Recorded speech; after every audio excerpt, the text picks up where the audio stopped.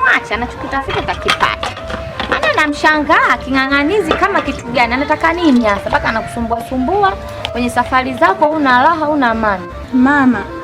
Basi si ndo kanizuia nisiende shughulini. Ili anaazimu ya Azizi.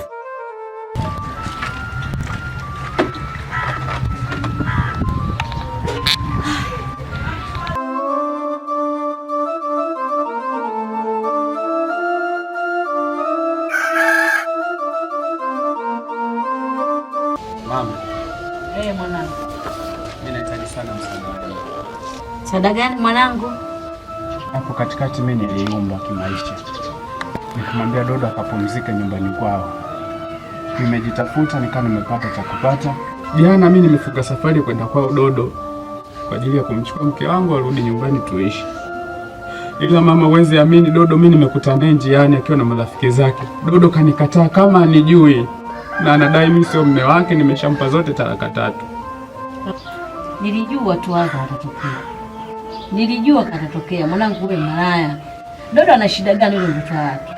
Dodo ana shida gani? Wewe malaya ushamkorofisha Dodo, kwa hiyo umemrudisha nyumbani kwao, kategemea ugumu wa maisha. Kumbe una mambo yako unayofanya. Dodo hana tabia hizo. Wewe mwanangu malaya. Wewe unakuja kulia hapa kwa zako kinafiki kwa sababu umeshakorofishana na Dodo. Ndio maana yake. Hau mwanangu na tabia kama hizo. Mama, maneno gani unaniambia mimi mwanao?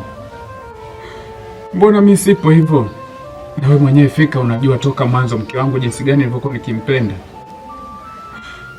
Mimi naona mama, sio wakati wake sasa hivi kuzungumza hayo.